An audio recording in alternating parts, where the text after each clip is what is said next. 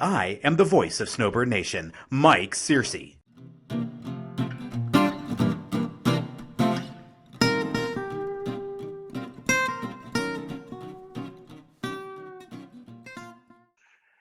Welcome back, everybody. I am Steve Richardson with Snowbird Nation, brokered by eXp Realty.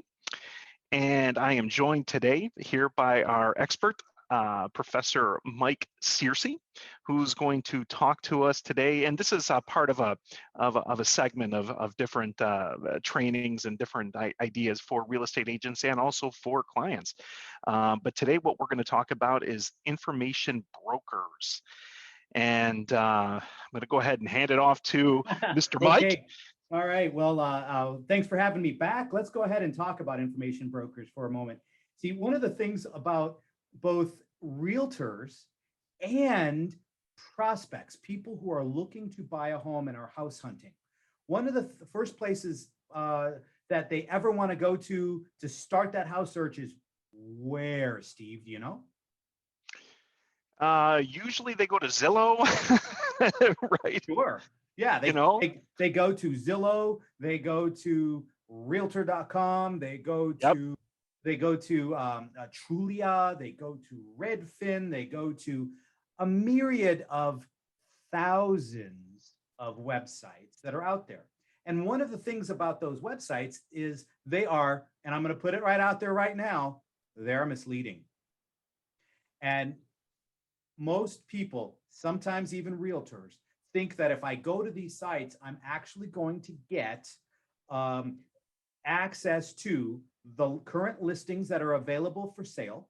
I'm actually going to get access to listing agents who represent the sellers directly. And that's not the case at all. And in fact, one of the things that happens is that Realtor.com and Zillow and all of these places are in fact what we would call information brokers. See, here's the thing. They specifically sell to realtors. Okay, full disclosure, Snowbird Nation, we are buyers. Okay, full disclosure. They sell to realtors and we are their customer as well. But what this means is that when you put your, get this, interest in a property in that website, and you indicate your interest, what are you giving the website, Steve? All of your information. You become the lead. You become the lead. That's a very interesting way of putting it. So you become the prospect. And there are no less than 5 to 7 real estate agents who have already purchased that information.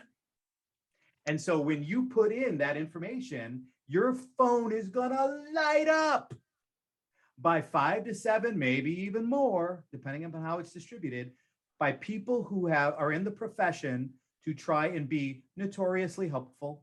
We try at Snowbird Nation to be notoriously helpful, and we're going to reach out so that we can try and give you that information that you're seeking about whichever property that you're doing. However, what that typically means is you're also going to be hit up, and while your phone's lighting up, by a whole bunch of other agents.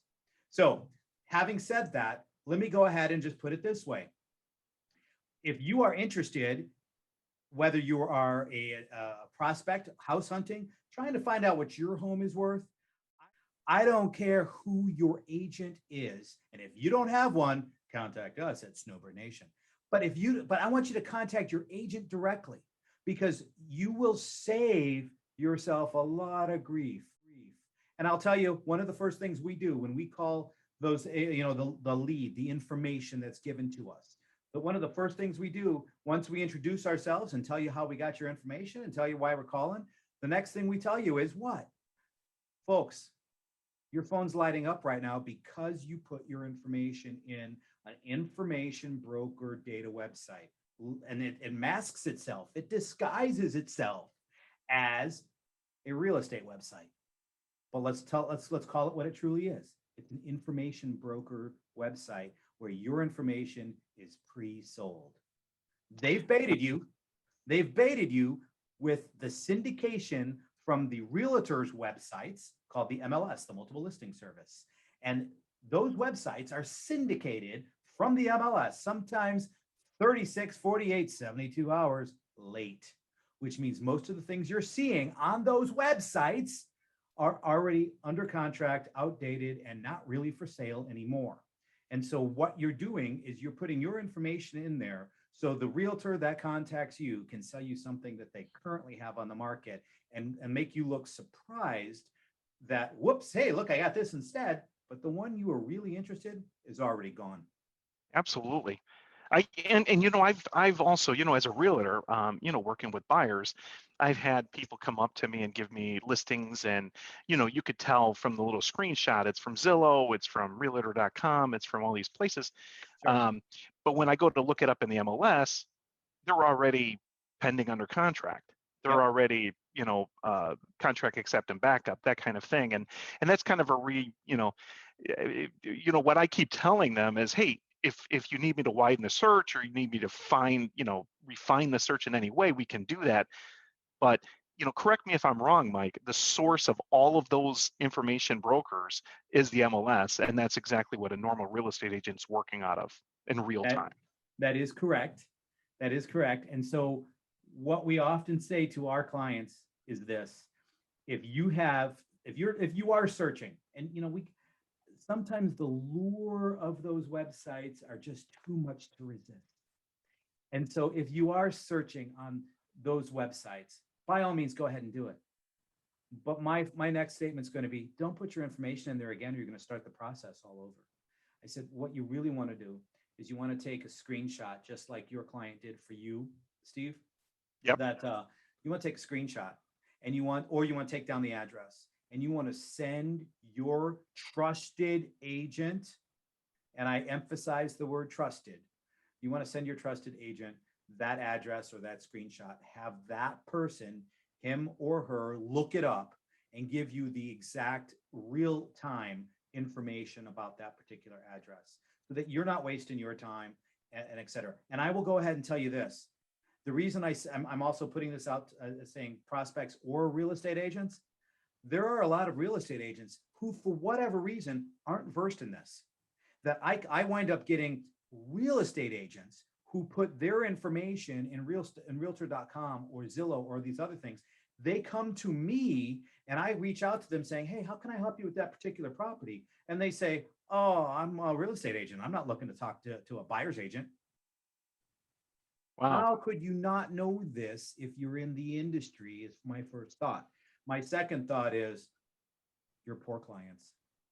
And you touched on it a little bit earlier too. If you do put your information into one of these databases, and you're contacted by 10 agents, how do you know what agent's good and what agent's bad? Because there's some good agents, and we can talk all day about the different levels of experience on agents, but yeah, that's a real risk that you're going through. It's a real gamble. It really is, and I'm going to go ahead and put this out there. Agents are trained in variable ways at variable levels. They are not all trained the same, and they're not all able to do the same things. And so my suggestion is always you interview those agents. You find one you can truly trust, like you would trust your CPA, your accountant, or your lawyer.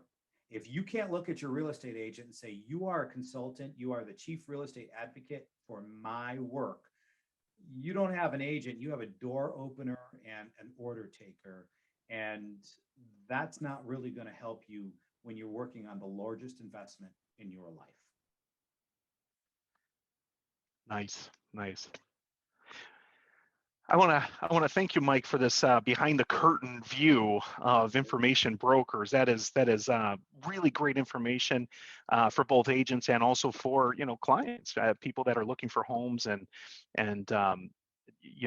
thinking about using those sites. So, Mike, agents, if these videos are resonating with you, feel free to call us. We would be happy to kind of work with you on training or even talking to you about whether or not you might be a viable fit for Snowbird Nation, because Snowbird Nation is where your real estate dreams take flight, whether it's an agent or whether a client. Absolutely. Thank you again. Until next time, everybody.